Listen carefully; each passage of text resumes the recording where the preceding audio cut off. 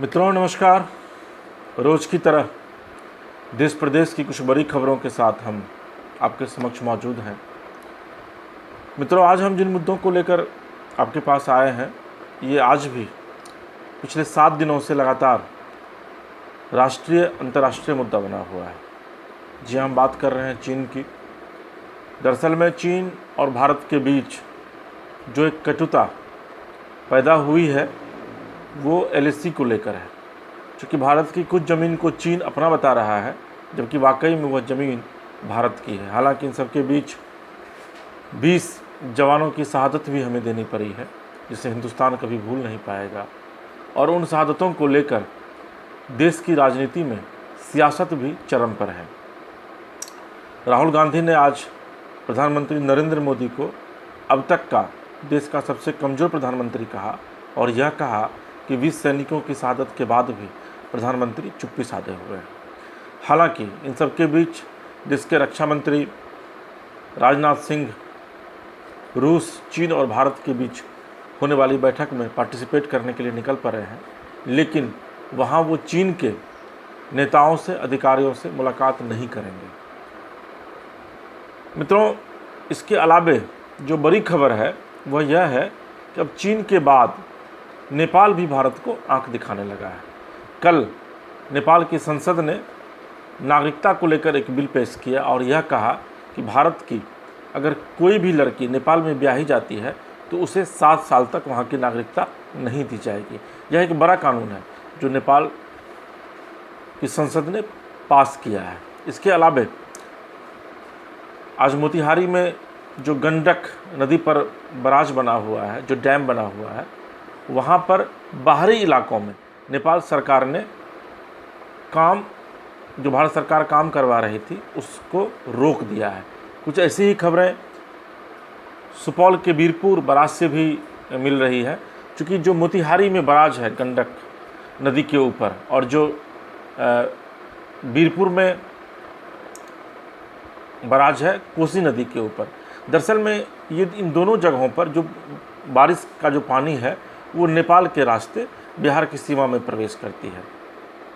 चूँकि अब मानसून बिहार में प्रवेश कर गया है, लिहाजा नदियाँ जो हैं वो अपने उफान पर है। लेकिन इसी को देखते हुए जो बिहार सरकार है वो एम्बैंकमेंट के किनारे काम करवा रही थी, लेकिन नेपाल सरकार ने उस काम को रोक दिया है। निश्चित तौर पर यह एक बड़ी खबर है, क्योंकि अगर पानी लगातार आता रहा, तमाम फाटकों को खोल दिया गया और नेपाल सरकार अगर 1954 की ट्रीटी 1954 में जवाहरलाल नेहरू जब तत्कालीन प्रधानमंत्री थे तो नेपाल के साथ एक समझौता हुआ था पानी को लेकर के, और उसी समझौते के तहत जहाँ जहाँ नेपाल और बिहार की सीमा में जो डैम बना हुआ है वो उसी समझौते के तहत बनाया गया था।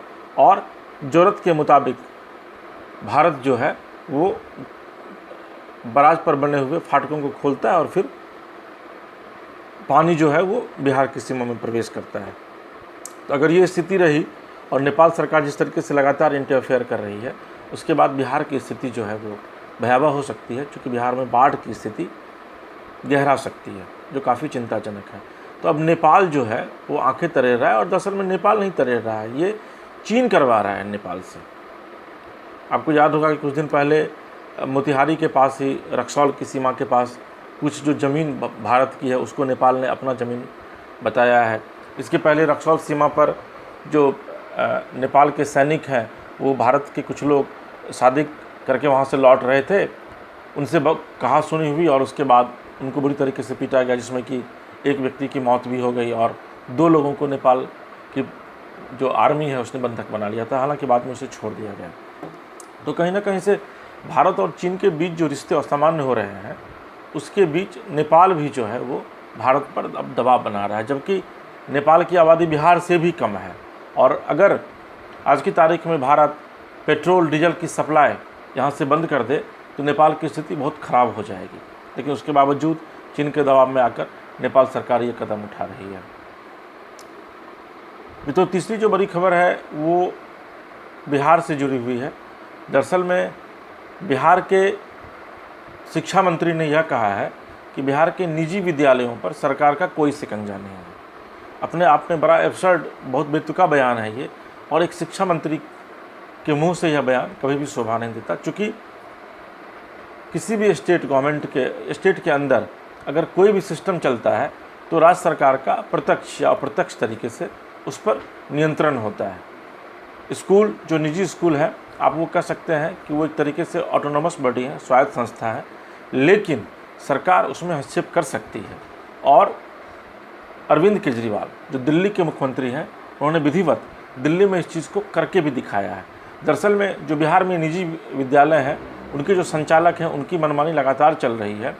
और ये देखा गया है कि कोरोना के संक्रमण काल में, जबकि यह कहा गया था कि निजी विद्यालयों द्वारा 2 महीने की ट्यूशन फी नहीं ली जाएगी, उसके बावजूद पेरेंट्स पर दबाव बनाकर निजी विद्यालय जो हैं वो न सिर्फ ट्यूशन फी ले रहे हैं, बल्कि बहुत ऐसे विद्यालय हैं, खास करके राजधानी पटना में, जो गाड़ी का किराया भी वसूल रहे हैं, जबकि इन दिनों इस लॉकडाउन में गाड़ी चली ही नहीं।